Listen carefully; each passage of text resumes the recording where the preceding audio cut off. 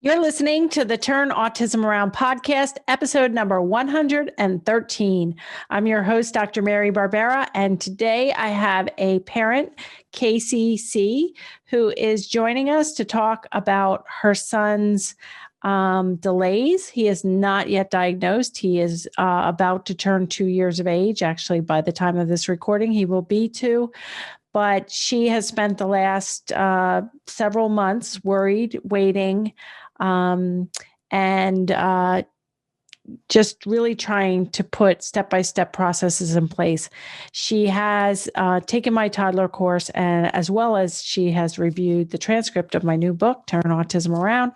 And we are going to talk about her son's early signs, how she was falsely reassured, talk about the waiting list that she's entered. And she really has some good insights for parents of young children with signs of autism, with or without a diagnosis. She also has some great insights for professionals who are working with families, how they can be more compassionate and trust the mom's gut instincts a lot more.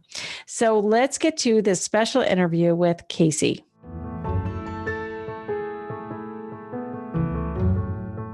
Thanks for joining us today, Casey. I'm so excited to speak with you. Thanks for having me, Mary. Yeah, so we never met in person, and I know we have a mutual friend. And so I wanted to have you on to talk about a child without a diagnosis yet, a toddler that's showing signs, and you're gracious enough to come on the show and talk to our listeners about this, how you're feeling at the moment. So before we start, describe how you fell into the autism world. I mean, you're not quite in it because you don't have a diagnosis for your son at this point, but when and how did you start thinking about autism? So my son, Noah, he seemed to be developing pretty typically up until around, I would say 15 or 16 months. He didn't have a lot of language, but he did say things like mama, or he would point at a duck and say duck. And so he seemed like he was normal to me, and where I was at before, we didn't have him around a lot of kids his age. And he's my only child, so I never had experience with other children. I've never really seen the progression or how kids typically develop. So everything looked fine to me. The big warning sign for me was at that 16 months when it just seemed like he changed. Like he just did a complete flip, and he seemed more introverted. He didn't really seem to want me to be interacting with him as much. He got frustrated easier. He lost his words. He stopped imitating. Before that, he would pick up a phone and pretend he was talking. He'd babble into it. After that, he stopped. So talking with friends and family and other people that had children, they said, oh, well, he's a COVID kid. And I was like, I don't really know what that means, and they're saying he's not interacting with other children because of COVID. He's probably just kind of developmentally behind in language and stuff because he's not spending time with other children. But like my mama gut was saying, no, this is different. Something's different with him. So I kind of started doing my own research on autism and what the first signs were. And I saw some red flags, and I made an appointment with my pediatrician, who quickly dismissed me and said, this is way too early. He probably is just a slower developer. We don't even do evaluations at this time, come back at, I think she said his 18-month appointment, we'll talk again and we'll reevaluate. So I came back at 18 months and she still wouldn't refer us to a developmental pediatrician, set us up with speech therapy. And that is very difficult, with COVID, with the mask over the face and everything. So that didn't work too well. But anyways, that's basically how I came to start doing my own research and looking for my own resources. And like Mary mentioned, we have a mutual friend, and she had definitely suggested that based on my concerns about Noah, that I get in touch with Mary and see what the her autism courses could do or for Noah. And so that's how I came to be here. And then after that, it was just basically pushing all on my own and trying to figure out things on my own because it was pretty difficult to get support from my pediatrician. Wow.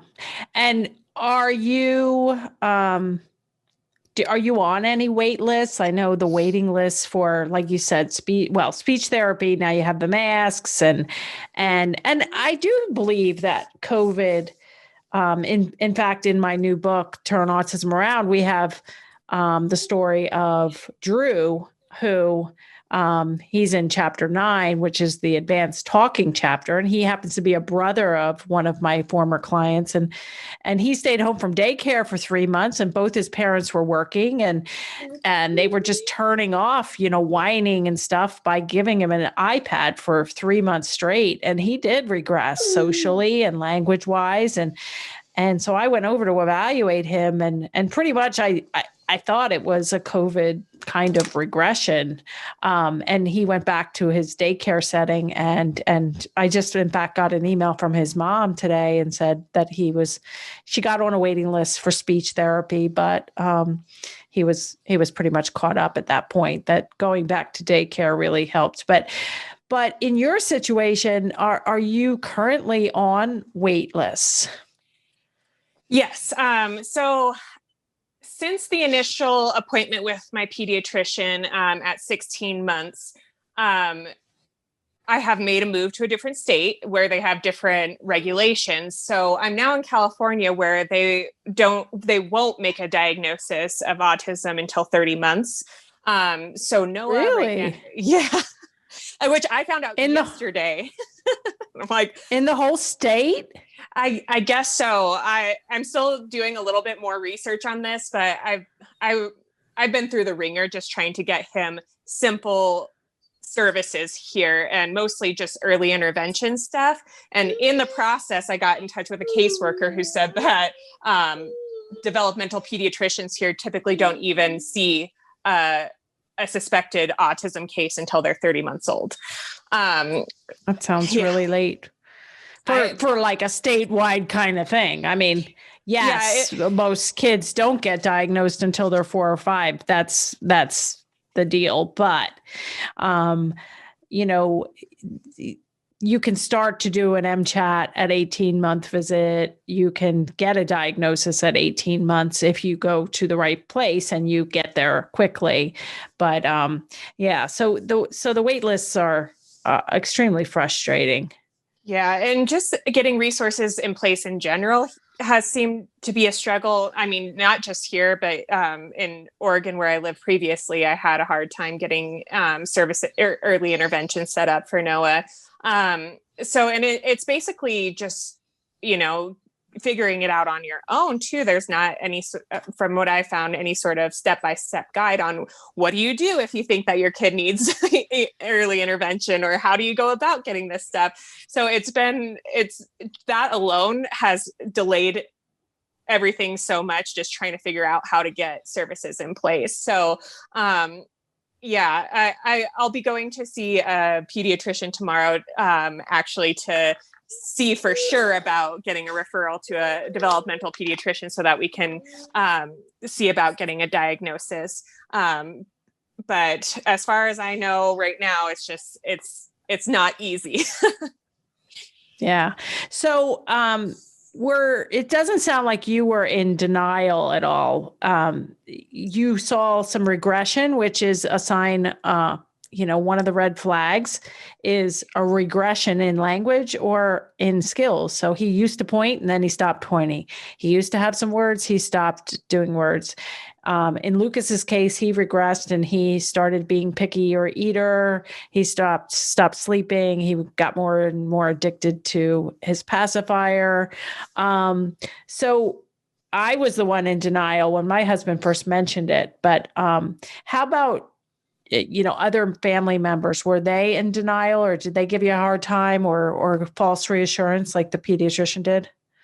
Yeah, it was very difficult. I mean, up until recently, I would say within the last month, the only person who was in agreement with me that something was off was Noah's father. Other than that, grandparents, aunts, uncles, basically anyone who's been around Noah was just assuming that he's just delayed, that he's just a late talker.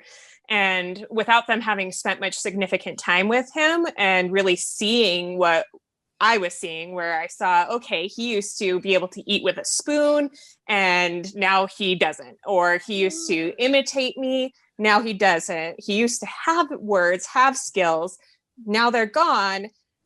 All they were seeing is he doesn't have words yet, but he's only 1.5. He's not even 2 yet. And, and a lot of the, well, my friend's daughter didn't start talking until they were 3. And, and it's like, I understand that, but that's not the biggest concern. The biggest concern for me was seeing things lost. And, it's different when you're not seeing gains, but when you're seeing things actively going away is when it really starts to hit you, and it makes you very concerned. It's like, what can I do to stop the loss and to make sure that not only is he not losing more skills, but he's actually gaining skills and learning things that are typical for the development of his age. Yeah. So this was back in the fall when we were connected through our mutual friend. And just at the time, I finished the manuscript for Turn Autism Around, which will be published on March 30th. And right now I'm forming a book launch team for just a couple more weeks.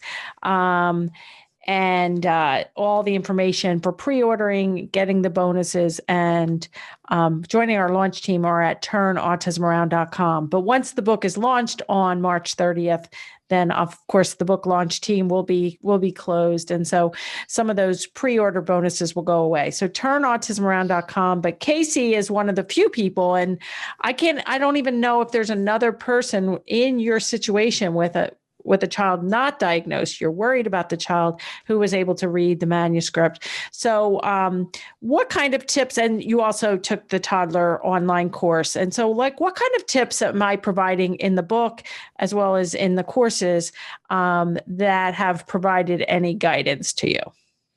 Well, I think the intro to your book, that hit me the hardest because I felt that, you said, it's an emergency and we're not treating it like it's an emergency. And that's how I felt as a mom who's seeing these things happen and no one else is feeling the same way. It's like, I'm seeing it and they're saying, oh, let's wait, let's push it off. And to have it recognized, like, this is something that we need to start right away. And the younger you start and the more active you are, the better the results. And to have steps laid out there for someone who doesn't know what the heck they're doing, because I mean, like anyone, I think that has been introduced to the autism world and weren't expecting to be here. We don't know what we're doing. I don't think anyone expects to be here. And so to have a kind of a step-by-step, this is where to start, how to, reduce tantrums and help with feeding problems and start to get that language going and imitation and kind of build back those skills that your child may have lost or may have not even started to have yet is so helpful. I think it's in all of my research and stuff that I've done, just having that step-by-step and that just guide to here's the beginning, here's where to start, here's how to get your child engaged was so extremely comforting and helpful to really get on track. Yeah. Were you able to see any gains in your son as you've implemented some of these strategies? Yes, I have. Noah, he hasn't had any full words yet, but he is starting to try. So he says "ah" for apple, and he's reaching for things, and we almost have a point, which is really exciting. He really loves the shoebox. I mean, that in itself, he's just he has a ball with that. Every time I get it out, it's just exciting. And he's starting to match on his own, which is incredible to see. Following simple directions is a little bit easier. And responding to his name, which was, that was a scary one for me when we lost that ability to see him starting to respond when I call him from across the house is so huge. Yeah. Yeah. Good. So, that's excellent. And all of these strategies are in both my new book as well as the toddler course, because basically I decided that I needed to get the word out from the toddler course because the toddler parents were having so much success with, just intervening. And then I wanted to get the word out. And so I wrote my book. And I think the combination of the two, I think really going to be powerful for people. Yeah, so I'm really happy to hear that. And your son is going to be 2 at soon, or? Yes. Yeah. At the end of February, he turns 2. Okay. So this podcast is going to air early March. So he'll have just turned 2. So you're getting things like some word approximation, some reaching, and we can, in the show notes, we'll put a video blog on how to teach pointing, because that's something that, is a hallmark sign of autism, and we can actually teach it. And I have a way to teach it, the pointing. I also have a method for teaching kids to respond to their name, which we can also link in the show notes with a video blog. And basically the gist of responding to your name is the fact that maybe you're like this, Casey, where when he stopped responding his name, then people started using his name more. So like, Noah, touch your head. Noah, come here. Noah, stop. Noah, give me your hand. Noah, point to the duck. And pairing his name with demands actually makes kids less likely to respond to their name. So in my book and my courses and my work and the blog, I talk about how to stop using the child's name and then just to pair it up with good things. So when you're pushing him on the swing, actually say, Noah, swing, Noah, as you're delivering something he wants, that's when you should use his name. And then systematically call his name, deliver reinforcement real close to him, and then gradually fade that out. So it sounds like you've managed to follow a lot of steps in my system in the Turn Autism Around approach, and it's working, but it's still a long way away. And so how are you feeling right now? Like, are you really worried that it's going to be autism? Are you sure it's going to be autism? Are you like, what's your state of mind in terms of autism? I'm sure it is. And at first that was hard for me to come to terms with. It's like I wanted to think it's just a language delay or COVID kid or whatever it is. But at this point, it's like I know what it is and I'm okay with it. That's how God made him. And, but I still also want to do everything in my power to make sure that he has the best chances to have an easy time in life. So, having the tools to teach him early and make sure that he kind of has the more typical experience if possible. I'm definitely going to do everything in my power, but it's hard. It's hard to turn it off, and kind of take a break for yourself. It's like, I feel like any time that I have that's downtime, I feel like I should be doing something with him, trying to, like some sort of exercise or, so it's difficult. I do get a lot of guilt along with this, just because sometimes I feel like I'm not doing as much as I should be or can do. Mm-hmm. And some of the, the stories within the book or the people in the online course who are showing really great progress in their kids, is that, do you get inspired by that? Or do you get like, oh boy, I don't want to wish for something that big? No, I think it's really inspiring. And I think that sometimes it's like, I would like to know the context. It's like, how many hours a day are they working with their son? Am I not doing enough? Should I be doing more? How am I going to get the same results? And I think that also just keeping in mind that each child is different, and, my results with Noah aren't going to be the same results as maybe with Chino. It's going to be different, and it's going to be a different pace. And some, like you said in your book, some children are going to go from 0 words to 100 words, because all of a sudden it clicks for them. And sometimes it's going to be a longer process. And so I think for me, it's just is looking at their stories and being super happy for that family and super hopeful for mine, but also keeping in mind that Noah's results are going to be different than each child that is given as an example. Mm-hmm. And how about the professionals in your child's life? Maybe in Oregon, or if you've gotten anybody in California, have they been open to working with you or open to the methods that you're using? Yeah, so our early intervention specialist that I'm currently working with, he's wonderful. And on our first meeting that we've only had 2 meetings so far, and they're through Zoom because of COVID. But when I was talking with him, he was so impressed, because he's like, you know the terminology, you've been writing things down, you have everything recorded, you know what to ask for. And so he was asking a lot about, where I was getting all this information. So I'm like, well, you need to go look up Dr. Mary Barbera, and then and so he did, and he came back to our next meeting, and he was really excited about that. And so at the end of our second meeting, he's like, with a lot of parents, we don't get this sort of progress after 20 meetings. So to see the progress that you're getting on your own, plus with what we're doing, is really exciting. So, I am getting a lot of good support on that end.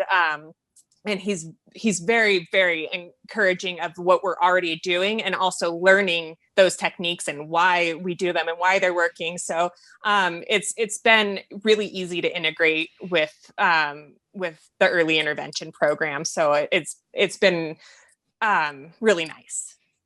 That's good. That's really good, because, and I wrote my book mostly for parents like you, parents of children ages 1 to 5 with signs of autism, with or without a diagnosis. But I'm really hoping that I wrote it in a way that early intervention professionals and grandparents and aunts and uncles and concerned friends, and even just parents of typically developing kids, or parents with kids who it is just literally a speech delay, or maybe early signs of a learning disorder or ADHD, will, not freak out by the autism on the title and actually dive in, because I think there are many, many chapters that are going to be relevant to any and all children.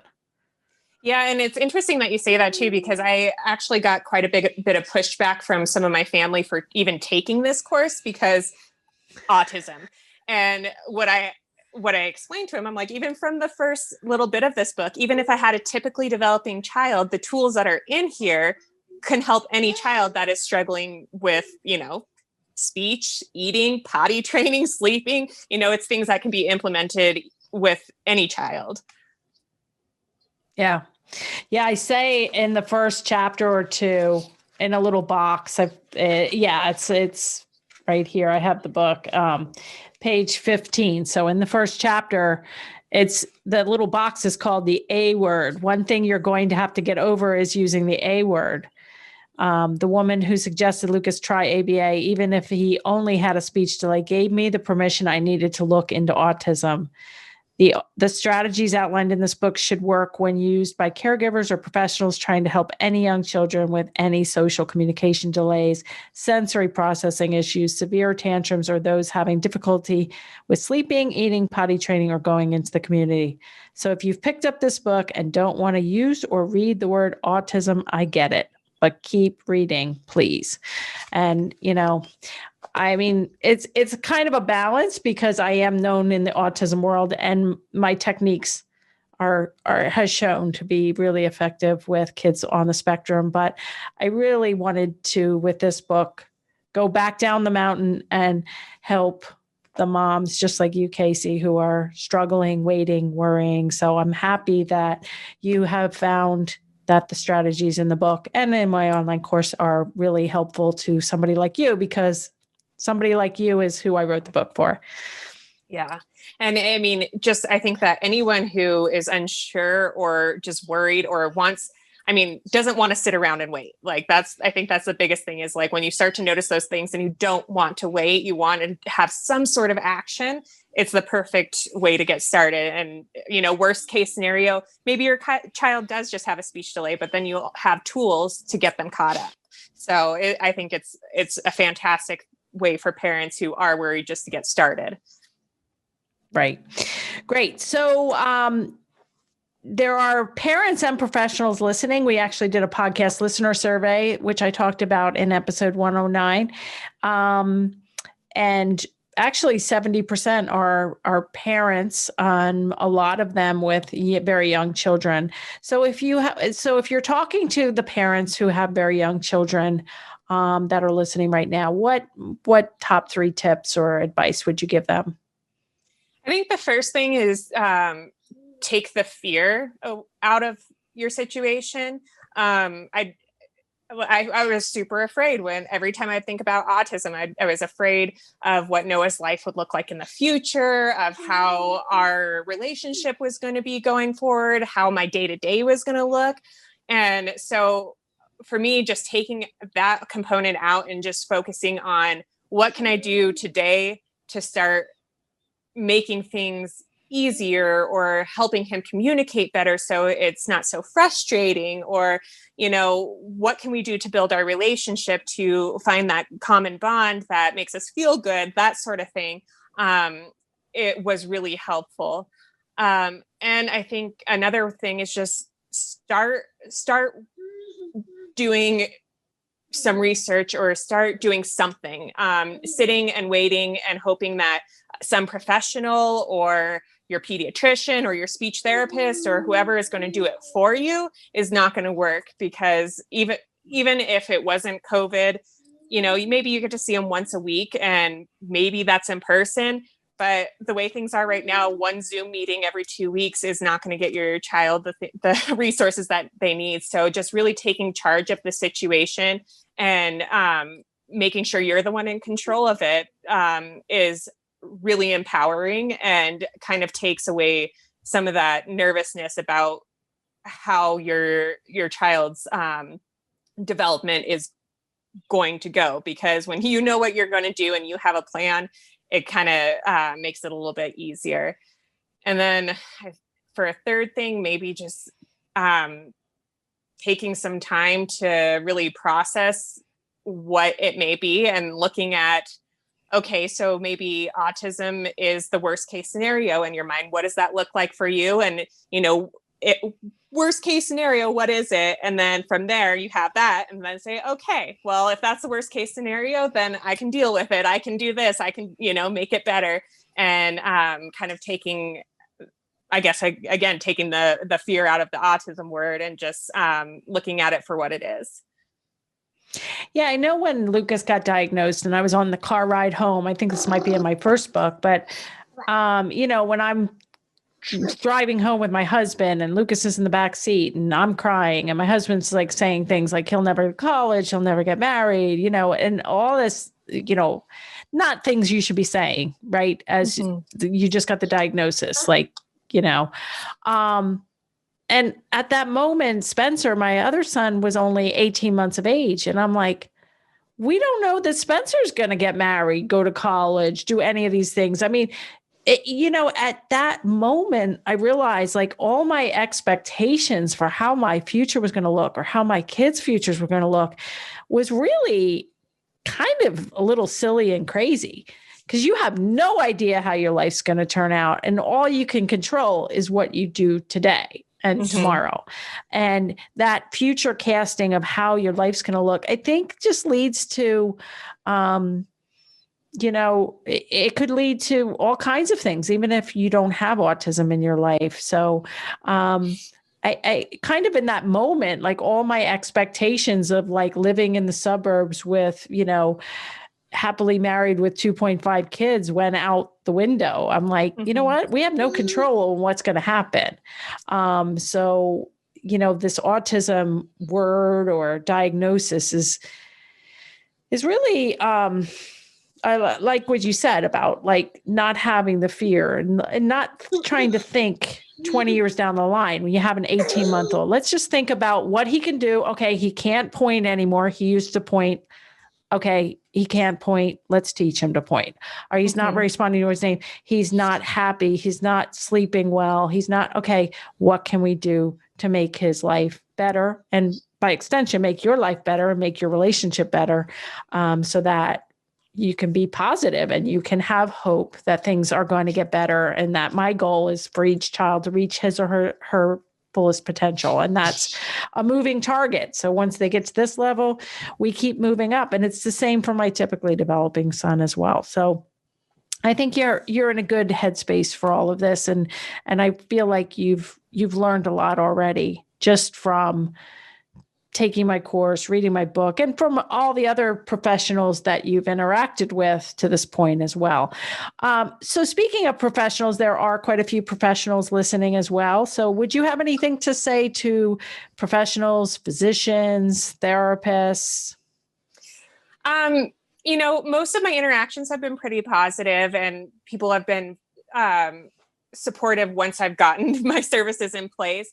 But I think for anyone that's listening, that's a professional, and maybe I'm sure they may be doing this already, but when a mom says something's up and, they know something's up, try to take her word at that and, be supportive of that, even if it's not the case and you find that during, along the line or whatever, validating the concern and the fear and, whatever feelings that might be going on is very, very important when you're dealing with something that's so life-changing. So, if all it takes is just saying, I feel you, I hear you, I'm understanding what you're saying, it goes a long way. Yeah, it makes me think of something I read somewhere a long time ago. I don't have a reference, but one of the major red flags for autism is when the mom thinks it might be autism. So, moms really have that instinct, and especially a mom like you who's going to research, who's going to find a way, and if a mom thinks that there are delays or differences, it's hard to tell at a pediatric appointment or a one-time evaluation, really the crux of it, but trust the moms. I think that's a great, great thing.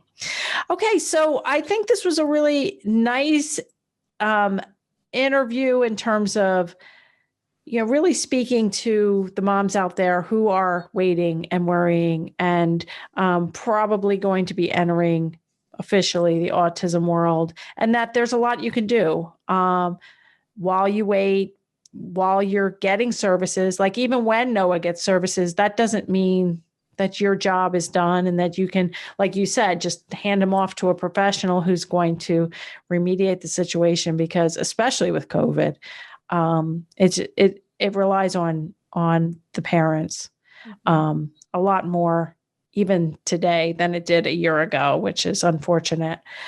Okay, so we like to end the same way.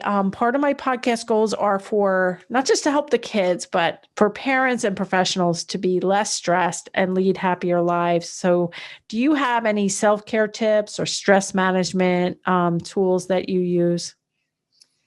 I think the biggest thing for me, and I mentioned it a little bit before, is accepting time off and knowing that not every second of my day is delegated to working with Noah and doing, autism things with him, that it's okay that if I want to sit and watch my, stupid TV show and turn my brain off, I can do that and it's fine. We'll start again tomorrow and everything's all good. But yeah, just allowing yourself that time to turn off and not think about autism, and allowing yourself a little bit of grace, when you need more time one day than you did the next day. It's every day is going to be different, and not forcing yourself or your child to do things that aren't productive that day is really, really important.